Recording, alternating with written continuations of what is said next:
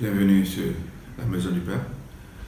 Encore une fois avec moi, mon épouse, et nous allons essayer encore une fois de vous distiller la parole de Dieu, ce que le Seigneur nous a demandé de vous adresser. Comme d'habitude, prions à ce que le message soit clair, qu'il soit enrobé et béni par l'Esprit Saint. Que l'Esprit Saint soit sur nous, afin que le message que nous allons divulguer ou diffuser touche vos cœurs, touche le cœur des personnes qui vont l'écouter. Qu'il y ait de l'espoir, et nous ne cessons pas, et nous ne cesserons d'ailleurs pas de prier pour nos pères spirituels, le père spirituel, Pasteur John et sa famille, et tous les hommes de Dieu, toutes les femmes de Dieu qui sont sur le terrain en train de moissonner pour le Seigneur, pour son royaume. Nous te disons merci Seigneur de les protéger et de fournir tout ce dont ils ont besoin dans leur activité. Aujourd'hui, nous allons parler de quelque chose de spécial, Dieu étant le Dieu de l'espérance. Et pour cela, nous allons aller directement au psaume 18, qui était un psaume de David et qui commence avec une adoration. Et ça commence comme ça. Au chef des chantres du serviteur de l'Éternel, de David, qui adressa à l'Éternel les paroles de ce cantique, lorsque l'Éternel lui délivrait. Donc ces paroles que nous allons lire, c'est les paroles que David a chantées au Seigneur lorsque le Seigneur l'a délivré. Il l'a délivré de son propre fils qui le cherchait, de la main de tous ses ennemis et de la main de Saul. Il dit: je t'aime, ô Éternel, ma force. On aura l'occasion de lire ce psaume plus tard, mais à la vérité, lorsqu'on lit par exemple je t'aime, ô Éternel, ma force. Quelle est la dernière fois que nous avons dit je t'aime au Seigneur, à Dieu? C'est quelque chose, je ne sais pas, ça vient difficilement.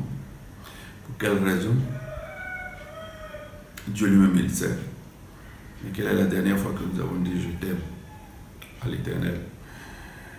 Si nous continuons de lire ce verset, ce psaume 18, et nous nous arrêtons sur le verset 20, il est écrit: l'Éternel m'a traité selon ma droiture, il m'a rendu selon la pureté de mes mains. Ça, c'est quelque chose que Christ seulement peut vous donner. On est supposé avoir une conscience claire devant Dieu tous les jours, je vais dire tous les soirs avant de se coucher. Et cela, c'est David qui le dit quand on sait ce qu'il a fait. Okay? Quand on sait ce que David a fait dans sa vie. Quand on sait qu'il n'avait pas vraiment les qualifications pour dire que oui, mes mains sont pures. Aller prendre la femme de quelqu'un d'autre, enfin bref, faire des choses qui ne sont pas très orthodoxes, et dit à la fin que oui, mais le Seigneur m'a rendu selon la pureté de mes mains. Il faut vraiment avoir une connaissance de Dieu lui-même, de Dieu le Père, du Seigneur, afin de comprendre la grandeur de son pardon. N'avez pas la conscience tranquille. Mais le psaume continue en ces termes. Avec celui qui est bon, tu te montres bon. Avec l'homme droit, tu agis selon la droiture. Avec celui qui est pur, tu te montres pur. Et avec les pervers, tu agisses selon sa perversité. Tu sauves le peuple qui s'humilie et tu abaisses les regards des hautains. David n'avait aucune de ces qualifications, comme je l'ai dit auparavant. Encore moins, nous n'avons pas ces qualifications. Ça, c'est sûr. Mais en Jésus, nous sommes tous qualifiés. Parce que Jésus est ce vecteur de qualification, en fait, qui nous permet de nous réconcilier avec Dieu et de nous présenter devant Dieu comme étant un être avec tous les qualificatifs pour pouvoir dire à Dieu le Père que oui, nous sommes purs. Oui. Alors, comme Charles a expliqué, et c'est écrit même dans Psaume 18, on peut voir que nous sommes bons seulement parce que Christ nous a rendus bons. Et c'est en fait cette confiance que David avait en Dieu, qu'il est bon parce que Dieu l'a rendu bon. Et c'est pour ça même David est appelé comme un homme d'après le cœur de Dieu. Donc, nous sommes purs parce que lui-même, il est pur. Il est le Dieu de l'espoir parce que il nous a aimés d'abord. Si nous continuons même dans le même psaume, on peut lire: oui, tu fais briller ma lumière, l'Éternel, mon Dieu, éclaire mes ténèbres. Avec toi, je me précipite sur une troupe en armes. Avec mon Dieu, je franchis une muraille. Donc, comment pouvez-vous vous précipiter sur une troupe? On peut le faire seulement si Dieu est avec nous. Et on sait que David, il n'a jamais perdu une bataille, car il a toujours consulté Dieu avant de faire cela. Si on continue au verset 46, il est écrit: vive l'Éternel et béni soit mon rocher. Que le Dieu de mon salut soit exalté, le Dieu qui est mon vengeur, qui m'assujettit les peuples, qui me délivre de mes ennemis. Tu m'élèves au-dessus de mes adversaires, tu me sauves de l'homme violent. C'est pourquoi je te louerai parmi les nations, ô Éternel, et je chanterai à la gloire de ton nom. Il accorde de grandes délivrances à son roi, et il fait miséricorde à son oint, à David et à sa postérité pour toujours. Donc on peut voir ici que c'est Dieu qui nous venge de nos ennemis, qui nous sauve de l'homme violent, de nos adversaires, oui, et en nous protégeant. Et c'est à cause de ça qu'on lui chante une gloire, dans ce qu'on a vu dans le verset 46. Et cette chanson, c'est Seigneur lui-même qui nous a remis. Donc, si David peut chanter cela, pourquoi pas vous? Parce qu'on sait que Dieu n'est pas partiel. Alors, si on va à Romains, le livre de Romains, chapitre 15, alors c'est écrit: nous qui sommes forts, nous devons supporter les faiblesses de ceux qui ne le sont pas et ne pas nous complaire en nous-mêmes. Donc, si vous vous pensez fort, alors il faut que vous supportez les faibles. Mais il faut comprendre que ces faibles ne feront pas nécessairement ce qui est bien, mais que nous devons leur pardonner comme Dieu nous pardonne. Et comme pasteur dit très souvent, il nous a répété ça encore et encore, Dieu existe non pas pour nous condamner. Dieu existe non pas pour nous tuer. Parce que s'il voulait le faire, il l'aurait fait depuis très longtemps. Oui. Il l'aurait fait déjà. Mais il nous a tant aimé qu'il a donné son Fils unique, afin que quiconque croit en ce Fils unique qui s'appelle Jésus sera sauvé, sera réconcilié avec lui. Et Jésus, d'après Jean 3, 16, 17, est venu non pas pour nous condamner non plus, mais que par lui, le monde soit sauvé. Amen. Nous sommes sauvés à travers Jésus-Christ. Jésus c'est pas le juge qui vient pour nous condamner. Il est venu pour nous sauver. La Bible ne sert donc pas à rabaisser les autres comme les pharisiens le faisaient. Ancho l'a dit, nous, si on pense que nous sommes forts, nous devons supporter les faibles. C'est pas parce qu'on a eu la grâce d'être sauvé, c'est pas parce qu'on a eu la grâce d'avoir la compréhension des versets bibliques qu'on doit l'utiliser comme un marteau pour taper sur les autres.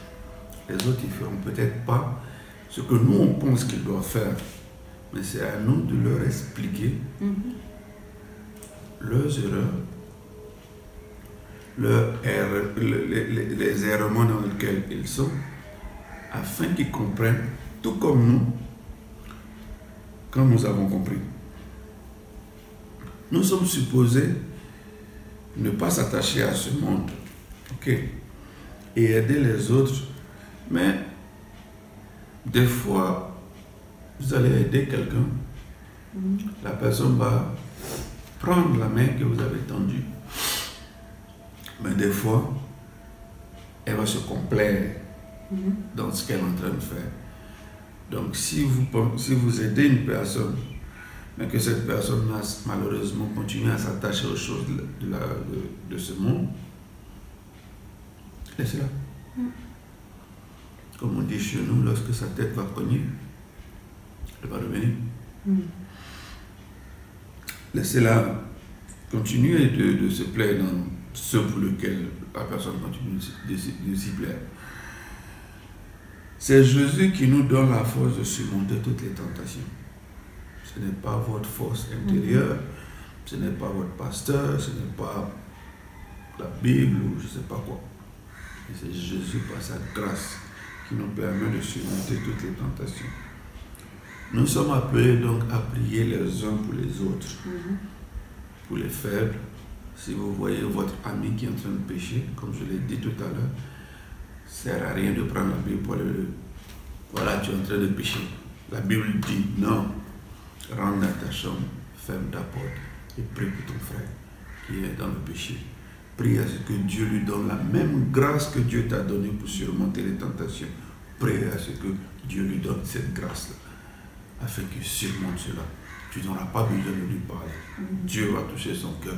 Et ce péché qu'il est en train de faire, il va arrêter.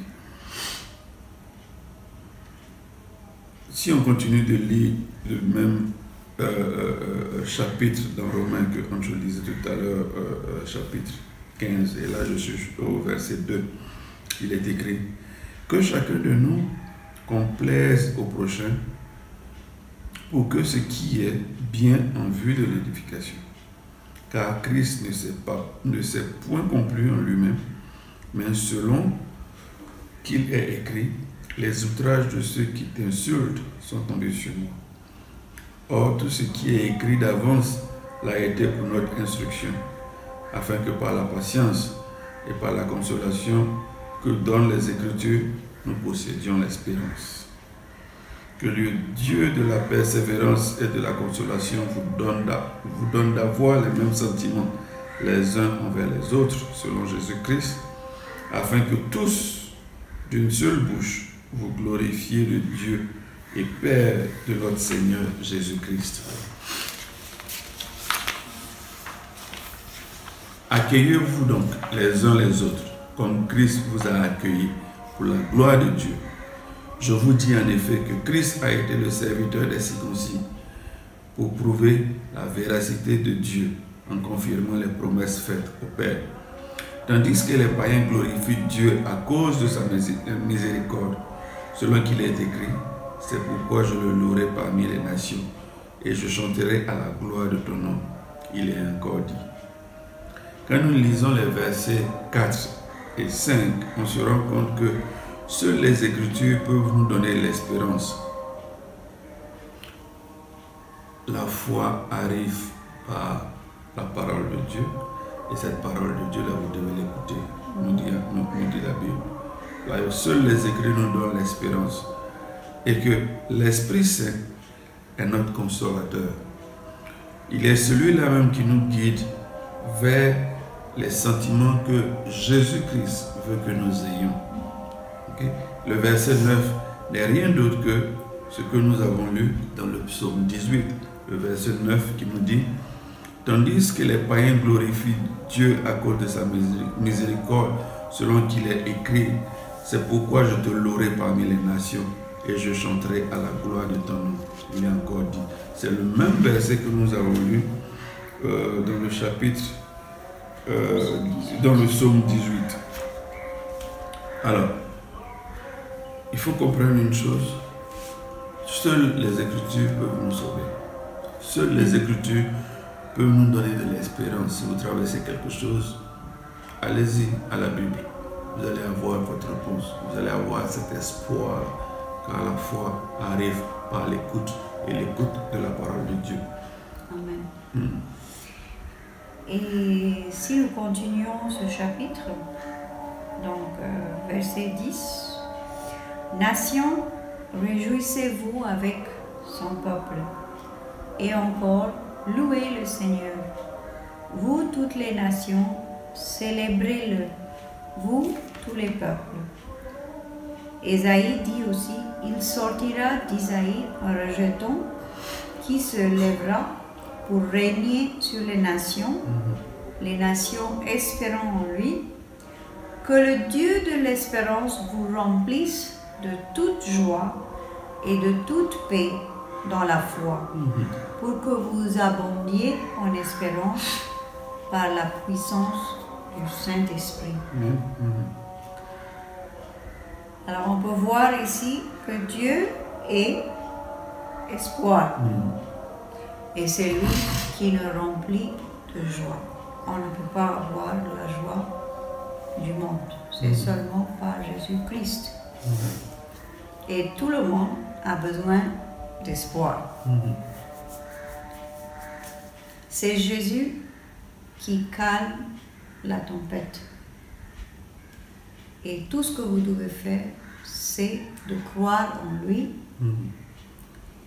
Et quand vous faites ça, vous abondiez en espérance. Quand vous croyez en Jésus, oui, c'est lui qui vous remplit de toute joie, éventuellement de toute paix, et vous abondiez en espérance. Et tout ça, ça arrive seulement par la puissance du Saint-Esprit. Le monde aujourd'hui, si on peut voir autour de nous, tout le monde a besoin d'espoir. Les gens sont désespérés. Est-ce que votre voisin, il a d'espoir? Est-ce que vos parents, ils ont d'espoir? Et c'est pourquoi nous ne devons pas utiliser, comme Charles a dit auparavant, la Bible pour taper sur les gens. Mais plutôt utiliser la grâce de Dieu, oui, pour sortir ces personnes du mauvais dans lequel ils sont. Et ça commence d'abord avec la prière. Prier pour cette personne. Et la loi, en fait, la loi permet de vous rappeler ce qui est juste et correct aux yeux de Dieu. C'est pour ça que la loi a été donnée. Pourquoi on peut voir ce qui est juste et correct aux yeux de Dieu. Mais pas pour taper sur quelqu'un avec ça. Jésus-Christ nous réconcilie avec Dieu le Père. Et c'est ça qui nous donne de l'espérance et vous remplit avec le Saint-Esprit qui vous donne la joie, car continuez, vous recevez la paix lorsque vous trouvez la volonté de Dieu. Je répète encore dans ce chapitre, verset 13, c'est écrit « Que le Dieu de l'espérance vous remplisse de toute joie et de toute paix dans la foi. » Maintenant, on sait que dans la Bible, quand c'est écrit « tout », ça veut dire « tout ». Et ce verset est aussi une cure pour la dépression. Qu'est-ce que c'est la dépression? C'est l'absence de joie. Et cela est dû au fait que ces personnes, ou même des pasteurs, ils n'ont pas reçu la joie de Dieu. C'est très simple, ils n'ont pas reçu la joie de Dieu. S'ils n'ont pas la joie de Dieu, bien sûr, ils n'ont pas de l'espérance. Ils n'ont pas de l'espérance et du coup, ils sont tristes et déprimés. Jésus nous dit qu'il y a plus de bonheur à donner qu'à recevoir. Okay, ça c'est dans Actes 20, verset 35. Alors, lorsque vous partagez cette joie-là que Dieu vous a donnée, cette espérance et cette paix, les gens viendront vous demander d'où vous tenez cela. Pourquoi est-ce que vous êtes si... Vous avez tant d'espoir. Vous n'êtes jamais désespéré. C'est déjà arrivé même à monsieur. Les gens viendront vous demander pourquoi êtes-vous si joyeux? Avez-vous tant d'espoir? Cet espoir est une personne. Cet espoir a un nom. C'est Jésus-Christ. Si vous ne l'avez pas, eh bien, vous êtes perdu. Vous êtes perdu. Et si vous ne l'avez pas, c'est juste un rituel que vous faites, d'aller tous les dimanches à l'église et tous les jours de la semaine à toutes les prières que votre église organise. C'est juste un rituel. Le quand vous dérange-t-il? C'est-à-dire, est-ce que lorsque vous voulez faire quelque chose, vous êtes plus en train de penser, oh, qu'est-ce que X, Y ou Z va dire, qu'est-ce que mes voisins vont dire, qu'est-ce que mes parents vont dire, ou ce que Dieu vous dit vous dérange-t-il? Si Dieu vous dit de déménager, on va dire de la capitale pour aller dans une petite ville, et que là-bas votre bonheur, aussi bien professionnel, financier et même peut-être matrimonial, changera, est-ce que ça vous dérange? Ce que le Seigneur vous dit. Est-ce que ce que le Seigneur vous dit vous dérange? Il nous faut pouvoir surmonter notre propre ego. Des fois, c'est notre propre personne qui est l'obstacle à la bénédiction que Dieu nous a donnée. Notre propre personne. Ce n'est pas un sorcier, ce n'est pas un membre de votre famille, c'est votre propre personne. Êtes-vous prêt à aller faire de ce pour lequel Dieu, en fait, vous a sauvé? Dieu vous a sauvé pour une raison, afin que vous alliez sauver les autres. Et dans ce aller sauver les autres, il se pourrait qu'on vous demande de changer de ville où vous vivez, de pays, même de continent. Mais est-ce que ça, comme je l'ai dit tout à l'heure, est-ce que ça vous dérange?